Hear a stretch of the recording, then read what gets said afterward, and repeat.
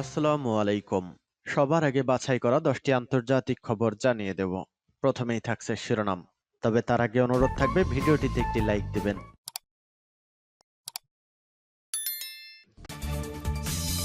সংবাদের শুরুতে জানিয়ে দিব সংবাদ শিরোনাম। যুক্তরাষ্ট্রকে ইরানের কড়া হুঁশিয়ারি। এরপর জানিয়ে দিব উত্তেজনার মধ্যেই মধ্যপ্রাচ্যে বিমানবাহী রণতরী পাঠাচ্ছে যুক্তরাষ্ট্র। তারপর জানিয়ে দিব পুতিন নয়, শান্তিচুক্তি আটকে রেখেছেন জেলেনস্কি ট্রাম্প। আরও জানিয়ে দিব সৌদির অর্থ পাকিস্তানের পরমাণু অস্ত্র আর তুর্কি বাহিনী নিয়ে হচ্ছে ইসলামিক ন্যাটো। এবং সর্বশেষ শিরোনাম, ট্রাম্পকে হত্যার হুমকি।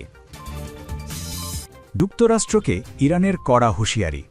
যুক্তরাষ্ট্রের সামরিক হুমকির মুখে ইরানের সশস্ত্র বাহিনী বর্তমানে সর্বোচ্চ সতর্ক অবস্থায় রয়েছে বলে হুঁশিয়ারি দিয়েছেন ইসলামী বিপ্লবী গার্ড কোরের পদাতিক শাখার কমান্ডার ব্রিগেডিয়ার জেনারেল মোহাম্মদ কারামি।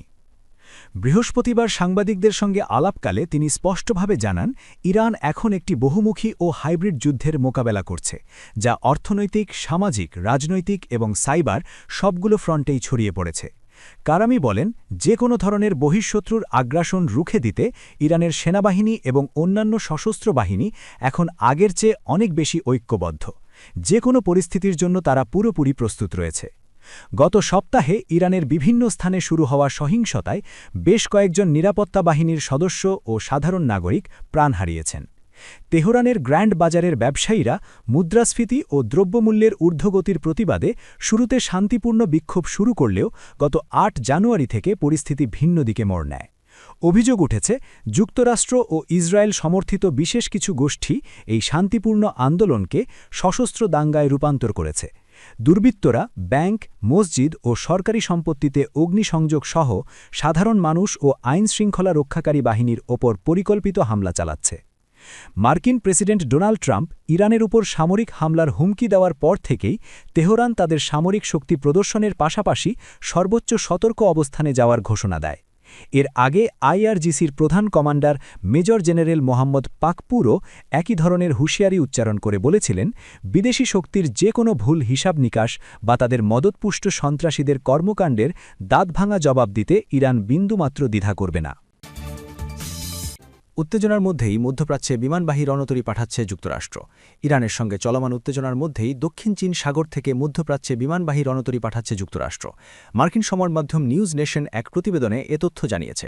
এরই মধ্যে বহর নিয়ে গন্তব্যস্থলে রওনা দিয়েছে ইউএসএস আব্রাহাম লিঙ্কন, যেখানে রণতরী ছাড়াও বিভিন্ন ধরনের যুদ্ধজাহাজ, ডেস্ট্রয়ার, ফ্রিগেট ও সাবমেরিন রয়েছে। সংবাদ মাধ্যমটির দাবি, পেন্টাগনের নির্দেশে আগামী এক সপ্তাহের মধ্যেই সেন্ট্রাল কমান্ড এরিয়াতে পৌঁছাবে এই ক্যারিয়ার স্ট্রাইক গ্রুপ।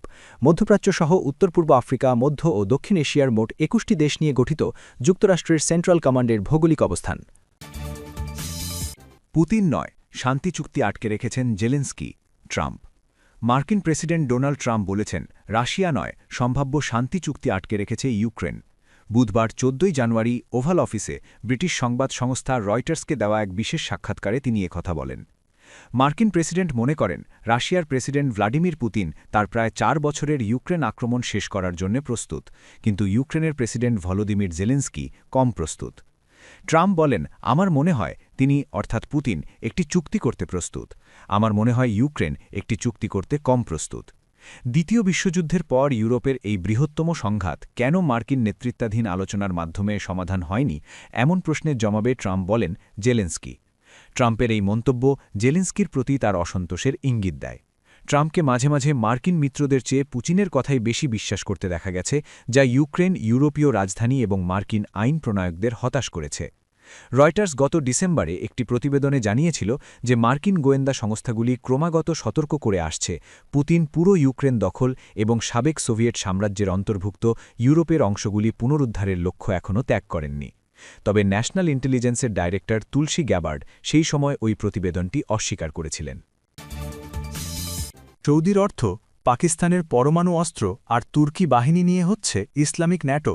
পশ্চিমা সামরিক জোট ন্যাটোর সমষ্টিগত প্রতিরক্ষা কাঠামোর আদলে গড়ে ওঠা সৌদি আরব পাকিস্তান নিরাপত্তা ব্যবস্থার অংশ হতে আলোচনা চলছে তুরস্কের সঙ্গে।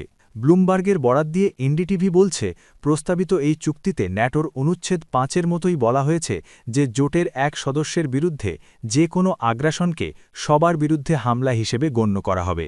প্রতিবেদন অনুসারে প্রথমে রিয়াদ ও ইসলামাবাদের মধ্যে সম্পাদিত এই নিরাপত্তা সমঝোতায় এখন আঙ্কারার বিষয়টি উল্লেখযোগ্য অগ্রগতি পেয়েছে। বলা হচ্ছে, প্রস্তাবিত দায়িত্ব বণ্টন অনুযায়ী সৌদি আরব এতে আর্থিক সহায়তা দেবে, পাকিস্তান যোগ করবে তার পারমাণবিক প্রতিরোধ ক্ষমতা, ব্যালিস্টিক ক্ষেপণাস্ত্র সক্ষমতা ও জনবল, আর তুরস্ক যুক্ত করবে সামরিক দক্ষতা ও নিজস্ব প্রতিরক্ষা শিল্প। আঙ্কারা ভিত্তিক একটি থিঙ্ক ট্যাঙ্ক টিইপিএভি এর বিশ্লেষক নিহাত আলী ওজকান এসব তথ্য জানান। বিষয়টি সম্পর্কে অবগত ব্যক্তিরা বলছেন, ৩ দেশ ইতোমধ্যে ঘনিষ্ঠ সমন্বয়ও শুরু করেছে। তুরস্কের প্রতিরক্ষা মন্ত্রকের তথ্যমতে চলতি সপ্তাহের শুরুতে আঙ্কারায় তারা প্রথমবারের মতো একটি নৌ বৈঠক করেছে।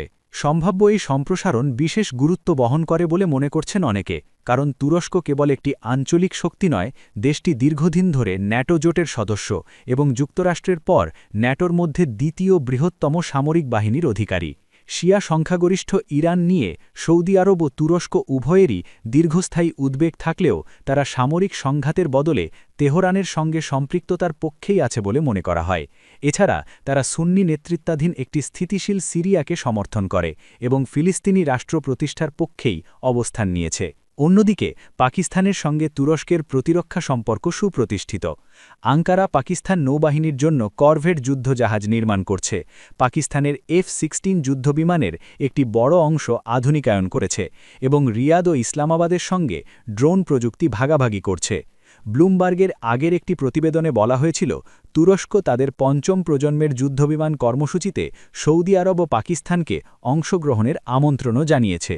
এদিকে এই ত্রিপাক্ষিক প্রতিরক্ষা আলোচনা এমন এক সময়ে এগোচ্ছে যখন গত মে মাসে ভারত ও পাকিস্তানের মধ্যে যুদ্ধবিরতির মাধ্যমে ৪ দিনের সামরিক উত্তেজনার অবসান ঘটে। ২০২৫ সালের মে মাসে সংঘটিত ওই সংঘাত চলাকালীন তুরস্ককে পাকিস্তানের পক্ষে দৃশ্যমান ভূমিকা নিতে দেখা যায়। ট্রাম্পকে হত্যার হুমকি। মার্কিন প্রেসিডেন্ট ডোনাল্ড ট্রাম্পকে লক্ষ্য করে কড়া ভাষায় একটি হত্যার হুমকি দেওয়া হয়েছে। ইরানের রাষ্ট্রীয় টেলিভিশনে ট্রাম্পের একটি রক্তাক্ত ছবির সঙ্গে কড়া হুমকি দেওয়া হয়। এতে লেখা হয়, এবার লক্ষ্যভ্রষ্ট হবে না। বুধবার ১৪ জানুয়ারি বার্তা সংস্থা এএফপির বরাতে নিউ ইয়র্ক টাইমসের এক প্রতিবেদনে এ তথ্য জানানো হয়েছে। প্রতিবেদনে বলা হয়েছে, এটি ট্রাম্পের বিরুদ্ধে তেহরানের এখন পর্যন্ত সবচেয়ে সরাসরি ও প্রকাশ্য হুমকি।